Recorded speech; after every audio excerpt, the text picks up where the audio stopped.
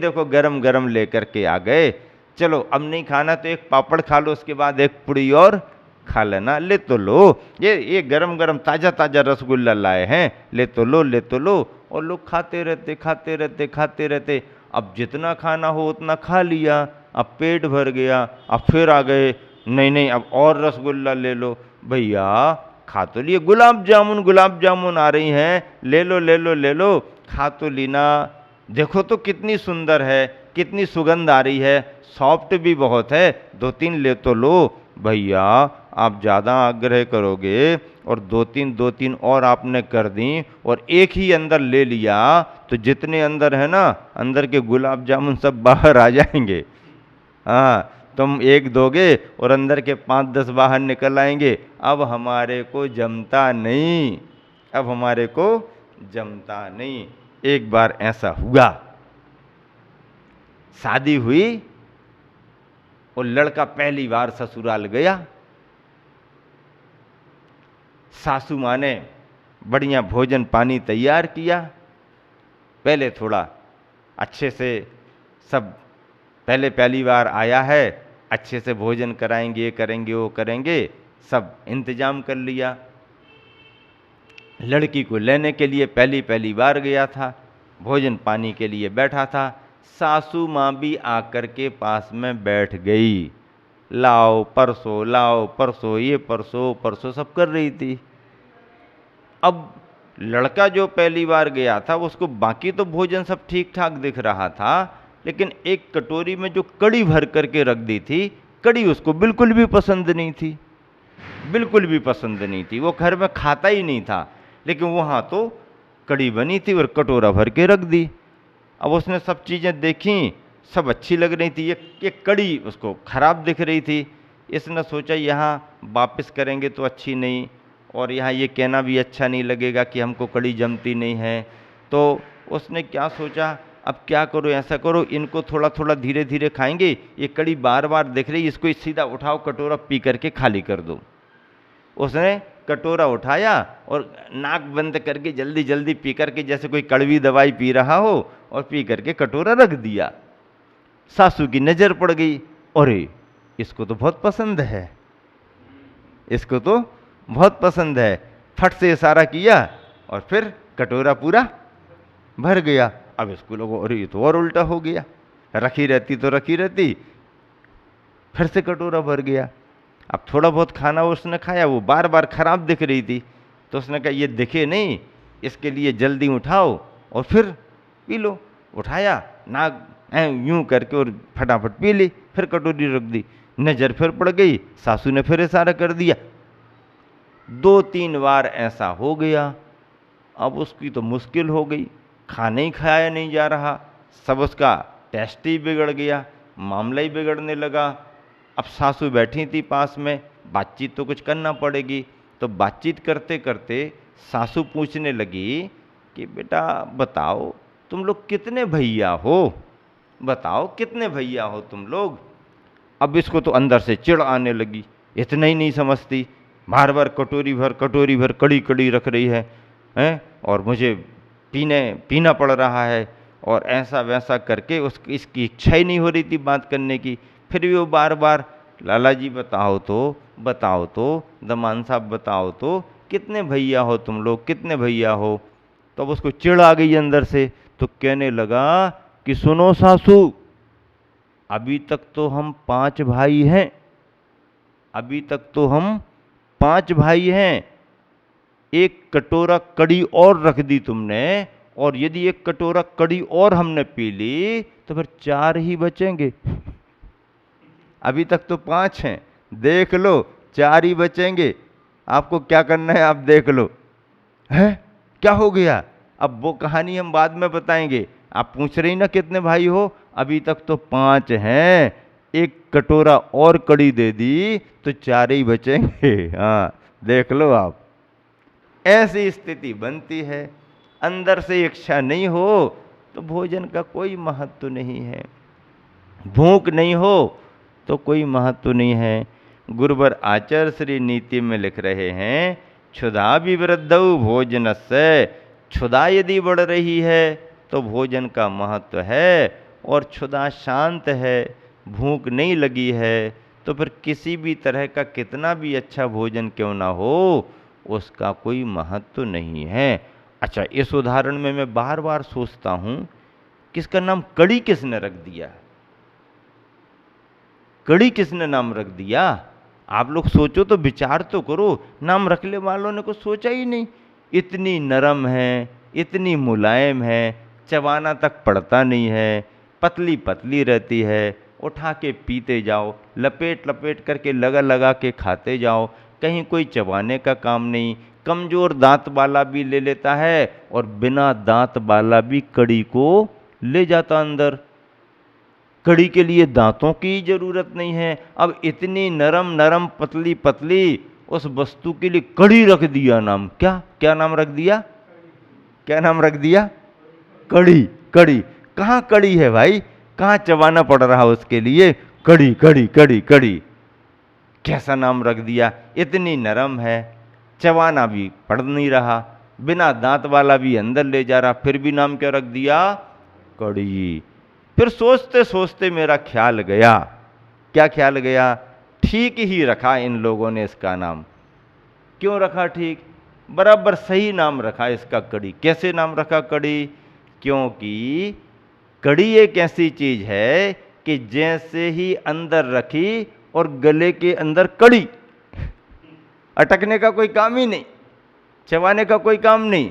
रखी और कड़ी, रखी और कड़ी, रखी और कड़ी, रखी और निकली, रखी और निकली, रखी और निकली। निकली को कड़ी कहते हैं। कड़ जाओ भैया, जल्दी कड़ जाओ यानी निकल जाओ। निकल जाओ को कड़ जाओ कहते हैं। हिंदी बुंदेलखंडी में कड़ जाओ, निकल जाओ, निकल जाओ। मतलब रखी और कड़ी, रखी और कड़ी, रखी और कड़ी, यानी रखी और निकली, रखी और निकली, रखी और निकली। इसका नाम है कड़ी। इसका नाम है कड़ी। नाम भी ठीक ठाक रखा है। मतलब इस तरह से यह बात गुरुवर आचार्य श्री ने भी अच्छे तरीके से लिखी कि भूख है तो ही भोजन का महत्व है। और क्या कह रहे हैं? दिन रात्रि युक्त इस देश में सूरज चंद्रमा का महत्व है। रात है तो चंद्रमा का महत्व है, दिन में सूरज का महत्व है। यदि रात ना हो तो सूरज को कौन पूछे, दिन ना हो तो चंद्रमा को कौन पूछे। मतलब सूर्य और चंद्रमा का महत्व भी दिन रात होने के कारण ही है। जहाँ पर दिन रात का भेद नहीं है, वहाँ सूर्य और चंद्रमा का उतना महत्व नहीं है। ढाई दीप के बाहर सब स्थिर स्थिर स्थिर स्थिर हैं सूर्य चंद्रमा। ये तो ढाई दीप में ही मेरु पर्वत की प्रदक्षिणा लगा रहे हैं। मेरु प्रदक्षिणा नित्य गतिया निर्लोके है, तत्वार सूत्र में कहा है। तो इनके परिक्रमा लगाने से ही दिन रात का भेद होता रहता है। ये ढाई दीप की व्यवस्था है, ढाई दीप के बाहर की व्यवस्था नहीं है। इसलिए जहाँ पर रात और दिन है, वहाँ पर सूर्य चंद्रमा का महत्व माना गया है। पद्यानुवाद में गुरुवर श्री ने बहुत अच्छी बात लिखी है। पद्यानुवाद को पढ़ते हैं। गेय मूल्य भी ज्ञान बिना नहीं, दुख ही सुख का मूल्य रहा।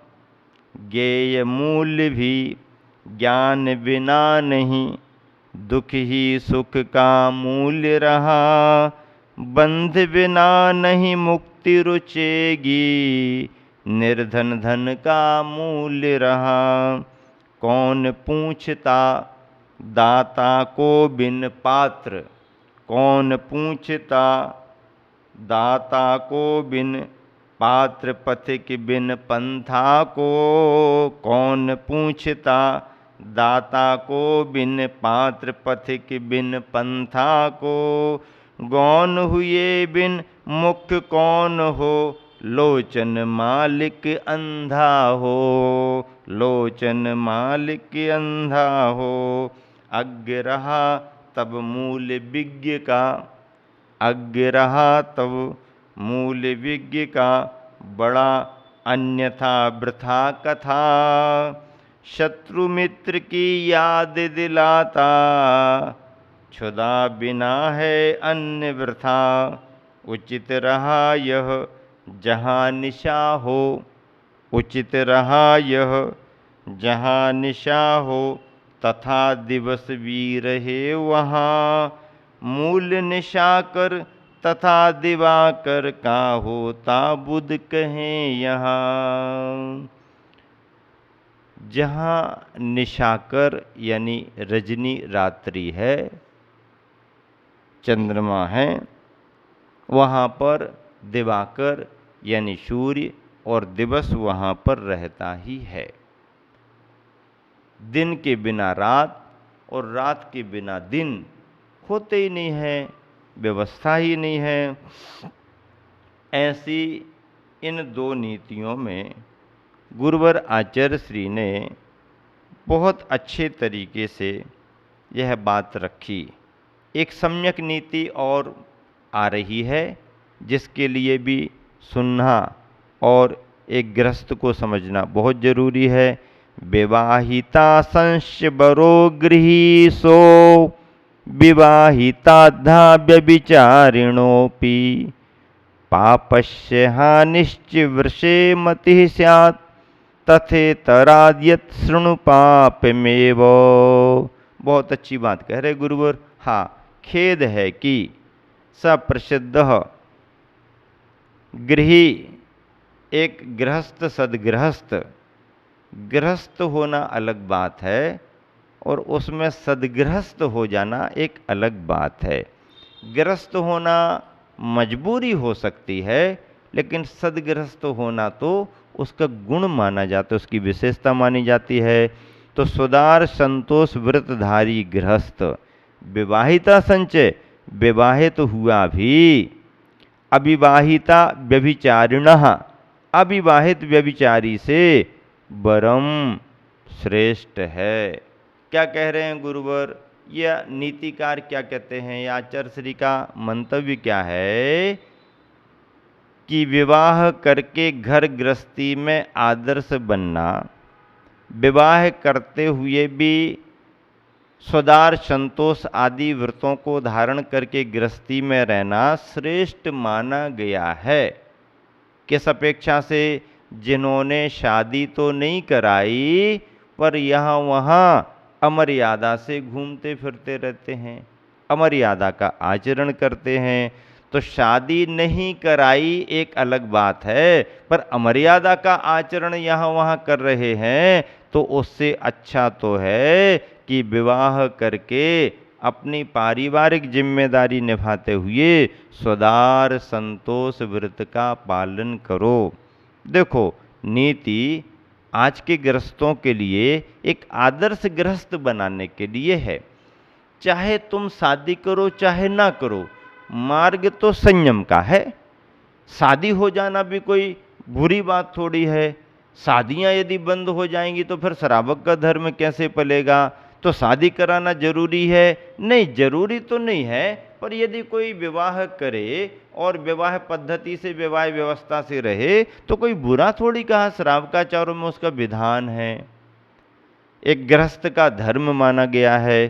तो भले ही वह विवाहित हो या अविवाहित, विवाहित है सुदार संतोष व्रत का पालन कर रहा तो भी उसकी प्रशंसा है, क्योंकि भारतीय संस्कृति के अनुसार उसने मर्यादाओं का पालन किया है।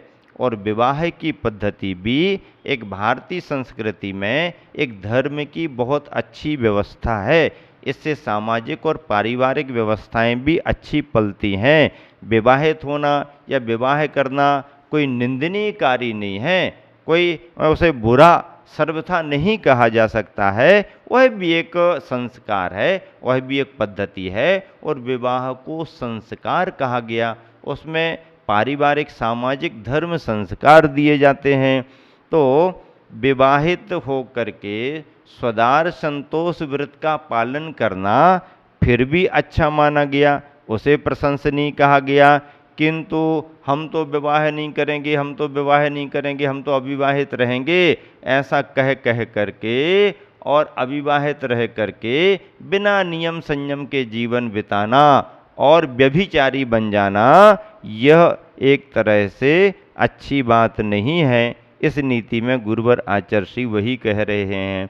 और उद्देश्य क्या है, सारांश क्या है? पापस्य हानि च, पाप की हानि, स्थूल पाप की हानि कर रहा है कौन? विवाहित होकर के अनुव्रतों का पालन करने वाला। विवाहित हो गया है और अनुव्रतों का पालन कर रहा है, ऐसा गृहस्थ पल पल अपने पाप की हानि करता है, कमी करता है, वृषे धर्म में अपनी बुद्धि को लगाता है। किंतु अविवाहित रह करके यदि उसने व्रतों का पालन नहीं किया, संयम का पालन नहीं किया और स्वच्छंद और स्वैराचार अपना आचरण करता रहा, पाप की प्रवृत्ति में लगा रहा, तो वह इतरात, दूसरा वह पापम येओ, पाप को ही निरंतर कमा रहा है। ऐसा गुरुवर ने इस नीति में कहा है। पद्यानुवाद की पंक्तियां पढ़ते हैं। अविवाहित हो जीवन जीता, व्यभिचारी भी बना हुआ। अविवाहित हो जीवन जीता, व्यभिचारी भी बना हुआ। गृही विवाहित उससे वर है, शुभ आचारी बना हुआ।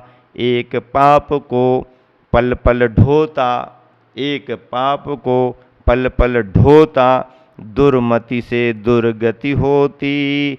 एक पाप को नियमित धोता, धर्मकारी रतमति होती। एक पाप को नियमित धोता, धर्मकारी रतमति होती।